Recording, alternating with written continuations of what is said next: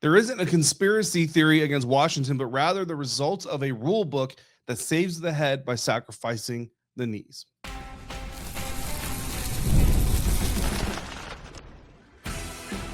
You are Locked On Commanders, your daily podcast on the Washington Commanders. Part of the Locked On Podcast Network, your team every day. This is Locked On Commanders, part of the Locked On Podcast Network, now the #1 sports podcast network in the world. I'm David Harrison, your guy on the ground, covering the Washington Commanders for WUSA 9, also in writing for Commanders on SI, on X at DHarrison82, and of course here with you 5 days a week. I want to thank all of you for coming through for today's episode, especially the everydayers, those of you who come through for every single episode. Thank you for coming through for this one as well. Coming up on today's episode, the final month of the season is going to be about finding out if players like Chris Rodriguez Jr. are in the long-term plans for the team, and Kliff Kingsbury isn't fully abandoning the run, but it's how he's using it. That's the real issue. But first, there isn't a conspiracy against the Washington Commanders, but rather a result of a rule in the rule book that saves the head by sacrificing the knees. All of that coming up on today's episode of Locked On Commanders, a proud part of the Locked On Podcast Network, your team every day.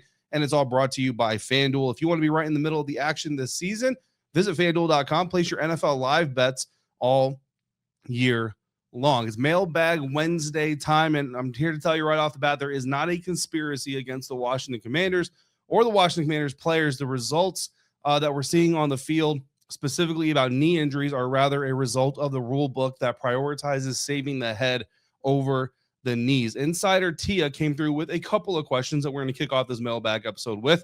First off, saying, did the league fine or suspend Vikings player Jay Ward for the hit that injured Zach Ertz? And then also wants to know, does it seem like NFL teams are specifically targeting Washington players this season? So just right off the bat, like, I've watched football my entire life. I've been covering football for a decade now. I've watched more games than I can possibly count right here on the spot, but I'm just telling you, like, they're not being played any differently than any other NFL teams being played.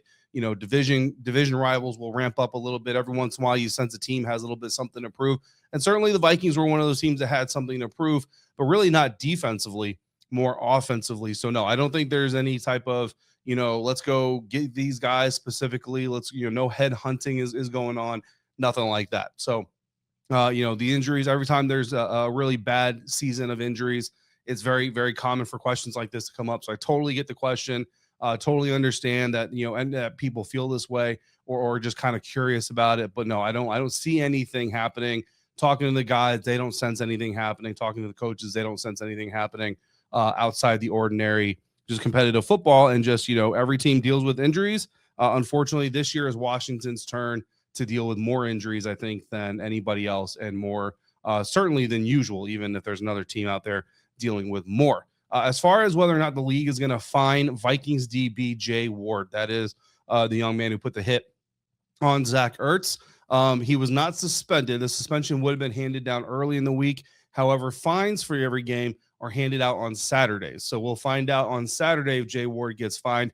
I don't suspect he's going to. One, because the call wasn't flagged, and two, because quite frankly, at least as far as my interpretation of the rule goes, it wasn't an illegal hit. So there's a lot of people talking about Jay Ward being a dirty player, about it being a dirty play, and all these things. But when you really get down to the black and white of it and the framework of the rules, Jay Ward followed the rule book. And not only did he follow the rule book, he followed it to a T. And unfortunately, that was the result because of years and years of basically bad publicity and the reality that head injuries, especially concussions and all that kind of stuff, cause long-term, you know, damage to a player's life after the game that can be very, very significant. Now, I can't say that I've had this conversation more recently, and I'm not going to open it up in the locker room this week because I think that would be very disingenuous. It would be very cold. It would be very inhumane. Can't promise you that somebody else won't, but I'm not going to be the one that brings it up for just those reasons right there. But I have talked to players or heard players talk about head injuries versus limb injuries and all that kind of stuff. And look, most players would say, I'd rather you take out my head than take out my knee, because concussion's only going to take me out of action for a week, maybe two. You know, if it's a bad concussion, now you have your obviously more severe versions of concussions, but those are fewer and far between. Whereas a torn ACL takes you out for a season, bare minimum, no matter what. So players who have a very short shelf life in this league would rather have the concussion, miss a week, maybe two, most often, then have the torn ACL, broken knee, MCLs, all that kind of stuff that costs him a full year. And that's just kind of the reality of it. However, the NFL knows, as tragic as Zach Ertz's injury is, as tragic as any torn ACL is for a player, the optics on it are not near as bad as a quarterback or a player getting concussion and having some of the more severe, responses and the stiff and the rigidness in the hands and all those stuff. The optics on it are much worse there than they are for a torn ACL. In fact, torn ACL garners sympathy and empathy, whereas a concussion oftentimes garners anger and apathy. So that's just the bottom line of the business, man. Whether I agree with it, you agree with it, we agree with it or not, it is what it is. But if you talk about the strict liability of what Jay Ward did and what he avoided to do, he avoided the head and neck area, which is an automatic 15-yard penalty, even if it's incidental contact, according to the rule book when you're talking about a defenseless player. And Zach Ertz was a defenseless player. A player is considered defenseless basically in this case, in this context, because Zach is going up for a ball and he has not yet been able to come down and establish himself as a runner. He is considered a defenseless receiver. Because he's a defenseless receiver, he is protected from certain contacts. Specifically, most importantly, that's where the quote-unquote strict liability comes in, head and neck injury or head and neck area contact. Even accidental contact to the head and neck area of a player in Zach Ertz's position is an automatic 15-yard penalty, and you are considered for ejection. That is the area that the NFL says you will not, under any circumstances, no matter what, however it happens, accident or no accident, hit this area or you will be in big, big trouble. Automatically, it tells the defensive player you have to lower the strike zone, right? So there's also another part of this where, and this is why I think the suspension is unlikely, because even though it is a terrible hit, a terrible injury, and a terrible occurrence, you're also penalized or potentially penalized for striking a defenseless receiver if you launch off of the field as a defender to hit a receiver like Zach Ertz. In that situation, you are in position to be flagged and to be fined for hitting a defenseless receiver, which means, and it doesn't take 2 feet. You don't have to come 2 feet off the ground to launch, even 1 foot. If you forcefully push off the turf or the field surface with one leg as you hit and jerk and thrust yourself up, even if your other foot stays in contact with the ground, that is considered launching into a defenseless receiver, and you can be flagged, you can be fined, you can be all that kind of stuff. If you jump off the field with 2 legs, you're definitely launching, and even more. And if you go look at that play, Jay Ward, both feet are on the ground. He doesn't, and the other part of the rule is striking with the helmet first. Jay Ward doesn't leave the ground, doesn't launch off of 1 or 2 feet, doesn't obviously hit Zach Ertz in the head or neck area, and hits him with his shoulder first, doesn't hit him with his elbow first. It's actually pretty textbook by the rule. The way the rule is written, that's exactly, from my interpretation, that's exactly where what the NFL wants him to do. Don't leave the field. Don't launch off the turf, even with 1 foot on the ground. Don't hit him in the head or neck area. Don't hit him first with your helmet. Jay Ward did all 3 of those things. So I don't think he's going to get suspended. He didn't get suspended. I don't think he's going to get fined. I feel terrible for Zach Ertz. I do know that, Kevin O'Connell came to the defense of his player, said he's not a dirty player. There was no intent there. Dan Quinn said very quickly, answer the question. It was not, there was no ill will there. And I know people, Dan Quinn's not going to call. Yes. First of all, other coaches will call out other players and absolutely stick up for their guys if they feel like someone was dirty. So believe me, if Dan Quinn thought that was a dirty hit or thought there was something the league needed to look at, he would not shy away from making that known. So yeah, it was a terrible situation. Obviously, all prayers go out to Zach Ertz, man. I saw him leaving the locker room on Sunday. If you watched Hard Knocks, you see the video of him and David Rye, tight ends coach of the Washington Commanders, riding on the cart out of the tunnel after the game. They literally walked right by me to get on the cart in that moment. And I'll be honest with you guys, like I didn't know what to say to Zach. He was walking on the other side of David Rye, so I kind of pat Coach Rye on the shoulder. He and I have gotten to know each other a little bit, media coach relations, not like personal. David Rye's a good dude. Zach is a great guy. I've seen some videos out there. Chris Long, former teammate, talking about how great of a dude Zach Ertz is, how great of a teammate he is. I will tell you guys, none of it is lip service, none of it is PR, none of it is window dressing. Zach Ertz, truly one of the good dudes that I've met in the league. Heart breaks for him. And, if he wants to play again, I hope he gets to play again. Moving on, Kliff Kingsbury isn't fully abandoning the run, but it's how he's using it that has become the real issue in 2025. That and more coming up next on today's episode of Locked On Commanders, part of the Locked On Podcast Network, your team every day. Today's episode of Locked On Commanders brought to you in part by Mint Mobile. You know, there's no reason to let big wireless drain your wallet, especially during the holidays. Right now, Mint Mobile is running their best deal of the year. All of their unlimited plans are 50% off. That means you can lock in 3, 6, or even 12 months of unlimited premium wireless for just $15 a month. It's the easiest way to take your overpriced phone bill and give it the full-on Scrooge treatment. And what makes this even better is how simple Mint makes the switch. No contracts, no nonsense, just real savings and real quality service. So turn your expensive wireless present into a huge wireless savings future by switching to Mint. Shop Mint unlimited plans at mintmobile.com/LockedOnNFL. That's mintmobile.com/LockedOnNFL. Limited time offer, upfront payment of $45 for 3 months, $90 for 6 months, or $180 for 12 months required. It's a $15 per month equivalent. Taxes and fees, initial plan term only. Anything over 35 gigabytes of data may slow when the network is busy. Capable device required. Availability, speed, and coverage varies. See mintmobile.com for more.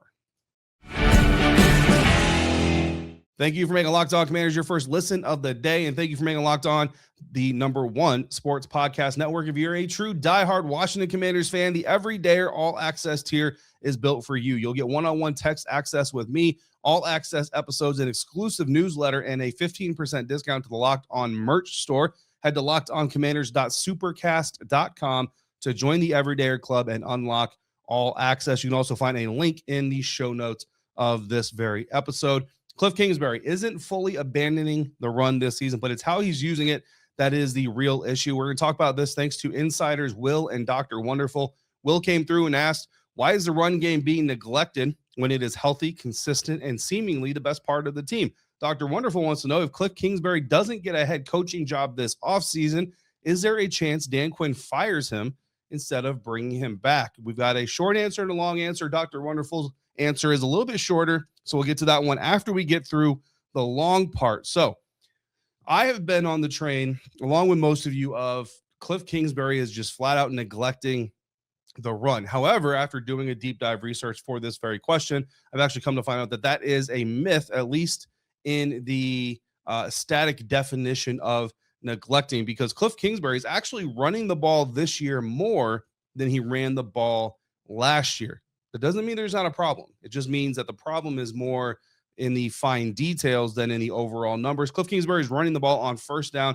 52% of the time. And statistically, when you look at other coaches that come from similar backgrounds that he comes from, Todd Monken of the Baltimore Ravens, Kellen Moore of the New Orleans Saints, that's actually very, very similar to those two coaches. Todd Monken's running the ball about 54% on first downs. Kellen Moore of the New Orleans Saints is running the ball about 47% on first downs. So there you kind of have to get away from that pass happy context right away. However, it's when the panic button comes in to play. In 2024, when Kliff Kingsbury was running the ball by 2+ scores, he ran the ball just 35.38% of the time on first down specifically. That is full-blown panic mode. In 2025, in the same scenario, so trailing by 2 or more scores, on first down, he's actually running the ball 52.14% of the time. So he has evolved a little bit. He has learned to lean on the run a little bit. He's no longer letting the scoreboard dictate his play call on first down, and he is trusting his run to help stabilize drives and get drives going off on the right foot. Now, that is first down specific. Let's get into the issue. And this is where the tell comes in, right? You've played poker, done things like that, or had any strategic, play chess, even play checkers, you got to tell. Things like that. The difference between Kliff and some of your elite offensive coordinators or offensive play callers in the league today, I'm looking specifically at Ben Johnson of the Chicago Bears, who's done a great job rehabbing the Chicago Bears organization, and Joe Brady of the Buffalo Bills, who, while the Bills are not having the greatest year, has done a really good job of managing an offense that does not have, like we talk about Washington Commanders offense that doesn't have Terry McLaurin on the field. The Buffalo Bills don't have a Terry McLaurin on their roster. Forget on the field. They just don't have one on their roster, right? So Joe Brady has done a good job of keeping that Bills offense at least manageable and threatenable, and that's not even a word, but hopefully you get what I'm saying. The difference comes in on second down. It's not even third down. Like third down is a money down. First down is where you set the tone. Fourth down is where it's all or nothing. Second down has actually been the biggest place that Kliff Kingsbury has faltered when it comes to the run. On second and short, Kliff Kingsbury is going to run. The numbers say Kliff Kingsbury is going to run. So if you're a defensive coordinator and you go out there and you say, hey, guys, it's second and short, let's just bring the house, you're probably going to be safe. On second and long, he's going to pass. And I mean, guys, literally near 100% pass plays called this season on second and long. So if you're a defensive coordinator, there's not a lot of question there. He's going to pass. We're going to play coverage, or we're going to blitz and play coverage to this side. Jaden Daniels loves to throw to the right, so we'll roll coverage to the right side. We'll thin out coverage to the left side, bring pressure from his blind side, and try to affect the passer, right? Meanwhile, Ben Johnson and Joe Brady, they're using rundowns, quote unquote, for play action shots, and they're using pass downs, quote unquote, for draws and looking to reset the sticks. Kliff Kingsbury is honestly just being too honest. He's like the new guy playing Madden who doesn't really know what to do, says, oh, I only need a few yards. Let me hand it off to a running back. Oh, I need more than a few yards. Let me throw it and try to get more at one time. And then, of course, there are also the personnel usage. Yeah, Todd Monken is using heavy personnel, so he's using his tight ends and fullbacks more to execute spacing concepts and open up holes, while Kliff Kingsbury is trying to use more air raid, quote-unquote, spacing, spread the box out, put multiple receivers out there. But when the defenses refuse to lighten the box, which we've seen a lot this season because specifically of the absence of Terry McLaurin, they lack the power package to move the pile forward. So I think those are your biggest issues. Is we talk about Kliff Kingsbury's predictability. We talk about whether or not he's doing the right things. That second down decision making, the second down, even when they do run on second downs, they're doing it from a light formation. They're not doing it from a heavy personnel formation, and certainly not using Ben Sinnott near as much as an H-back. Although now that Zach Ertz has been lost for the season, they may need him as a tight end. I don't know. We'll see what happens. I wouldn't mind seeing Colson Yankoff in a little bit of a Taysom Hill type of a role, right? Get some new wrinkles in here, do those kinds of things. So that is where the abandon the run conversation really went for me. It's not so much that he's abandoning the run overall, but really that second down where he's lacking creativity as a play caller. And if you're lacking creativity on second down, it puts your teams in bad third down situations, which then puts you in potential fourth down situations. Like, you need to be successful more often than they are right now on those second downs. As far as the job security is concerned, look, I think that's also a realistic question. I think it's a very valid question. I would say at this point, right? And Dr. Wonderful and I have had this conversation in the past via text message, as she is an insider. At this point, December 10th, going into week 15 against the New York Giants, I don't think Kliff Kingsbury is going to get fired. I do think there's a little bit of a window here for Kliff, but I think in order to protect that, in order to ensure that that doesn't happen, you got to, one, find ways to get Jaden Daniels' confidence back, because I do believe Jaden is going to play again. And we see Jaden Daniels is not confident in what he sees. He's not pulling the trigger on open reads. You've got to find a way to get that confidence back. And you've got to get more creative on second downs. Let's see some play actions. Let's see some under center stuff from Jaden Daniels. He can do it. We've seen him do it. Let's see some under center stuff. Let's change the picture for the defense a little bit and not be so simplistic. Sometimes when a quarterback is struggling with confidence, the idea is get more simplistic, give him more control, and make him feel more confident. But when those simplistic things are what is making him feel less confident, sometimes maybe, man, injecting a little bit of new look into it, where he doesn't think as much, doesn't have a pre-learned disposition to feeling uncomfortable, is better. So as of right now, I don't think Kliff Kingsbury is on the path to getting fired. Talk to me next week, 3 weeks from now, 4 weeks from now, and that answer may change, because I don't think the question is by any means ridiculous. I think the question is very valid, and I think that if the path they're on continues, that question is going to get even louder and start turning into a statement. I know for some people it's already turned into a statement. So I think very valid question, very interesting dive. So I appreciate both of you for opening that door. The playoffs are gone, so the next month of the NFL season is strictly about finding out if guys like Chris Rodriguez Jr.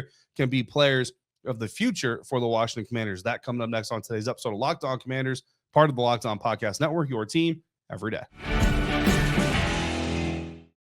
Today's episode of Locked On Commanders brought to you in part by FanDuel. NFL Sundays move fast. One big play and suddenly everything feels just a little bit different. That's what makes live betting with FanDuel so exciting. You're not just watching the game, you're a part of it, reacting to it in real time. With FanDuel, you can place bets as the action unfolds. Every drive, every momentum swing, every highlight moment. Live betting is best when the game starts to shift. The Washington Commanders opened up the week as underdogs to the New York Giants, which I know has just got a sting, man. Like, that's just got a sting, but that is where the confidence level is with this Washington Commanders team. And it's hard, honestly, to blame anybody. But if a receiver gets hot, Terry McLaurin starts going off. if the defense starts tightening up against Jackson Dart and that Cam Scattaboo, Malik Neighbors list offense, or if the momentum flips on a turnover, hopefully a takeaway for the Washington Commanders versus a giveaway for the Washington Commanders, that's when you jump into FanDuel, seize the moment, and take advantage. So if you want to be right in the middle of the action this season, go to FanDuel.com, place your NFL live bets all season long. FanDuel, the game moves fast, and so can you. The playoffs are gone, so the next month is strictly about finding out if guys like Chris Rodriguez Jr. can be your running back of the future or just players to contribute of the future. We got a big picture questions here in the mailbag and knew these were going to come, and you guys did not disappoint. Ravi wants to know, aside from injuries, who are your biggest disappointments and the most surprising positives in this down year? Yeah, down year is putting it lightly. And Insider Joy came through and says, now that we know we're not heading to the playoffs, what do the next 4 games hold for us? What kind of things do you see happening, especially when it comes to playing time for players like Debo, Terry, and Chris Rodriguez Jr.? So let's go with the surprises and the disappointments. I'll tell you, not a lot of surprises, to be quite honest with you, but I think Chris Paul is probably the real surprise of the group.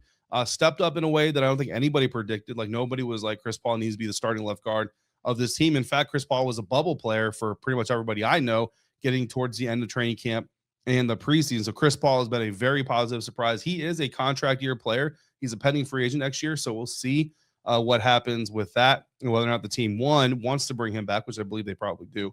But 2, if Chris Paul wants to come back, whether it's money, whether it's location. Look, wouldn't be surprised if he wants to go play with his brother. You know what I mean? So that might be a thing. If his brother's team is willing to offer him a deal, he may go ahead and take that opportunity to go play with his brother. The standouts are players, are guys that we had some high hopes for, but have also kind of delivered. Chris Rodriguez Jr., if you're an everydayer and you've been here, you already know that we are a Chris Rodriguez Jr. show here. We have had confidence in Chris's ability for years now, and fortunately, he has only proven us right every opportunity he has gotten.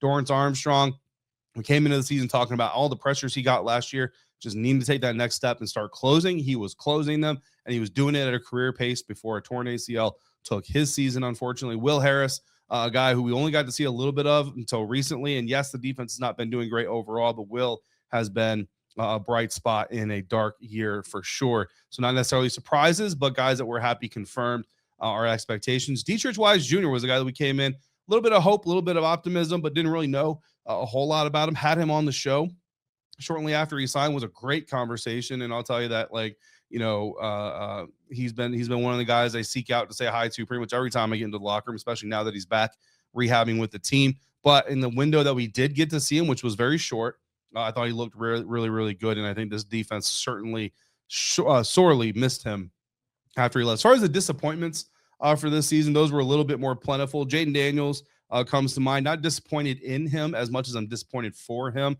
This could have been a really good year for him, a really good opportunity to take that next step.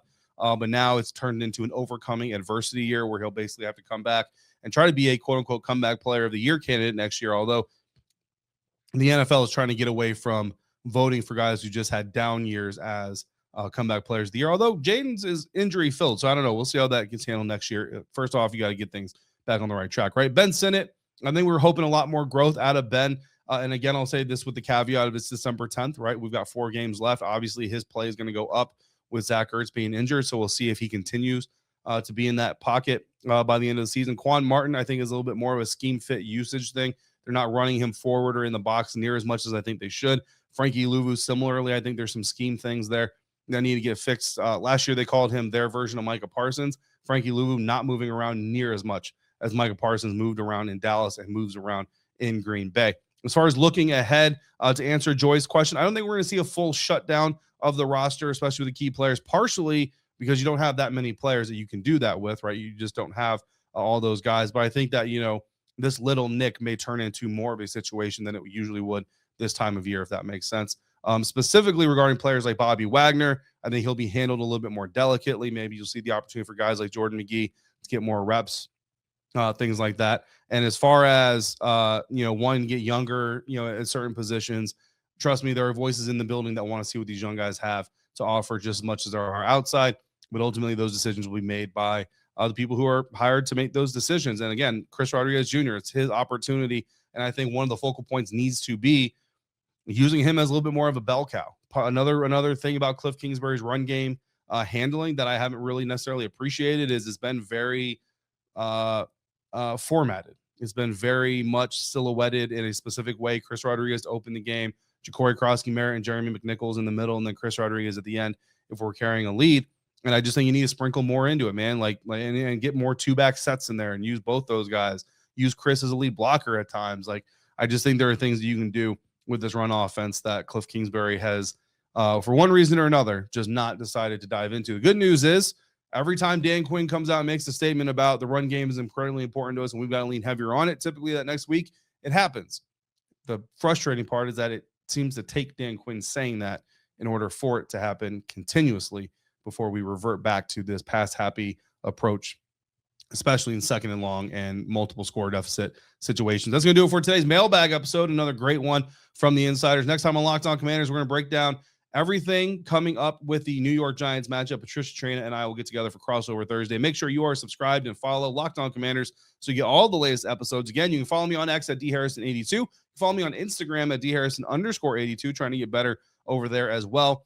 Did Locked On Commanders make your Spotify Wrapped breakdown? Prove it on social media to secure a free month of our brand new Everydayer Club. Just tag our National Locked On Podcast Network account on any social platform, and we'll drop you a code. Use that code to become one of the first to join the Everydayer Club to get your favorite show ad-free and exclusive access to the members-only Discord channel. For your second listen of the day, check out the Locked On NFL podcast. To the Everydayers, I see you. I appreciate you every single day, and I appreciate you for coming through yet again today. Until next time, stay safe, be kind to one another. We'll talk again real soon right here on Locked On Commanders, part of the Locked On Podcast Network, your team every day.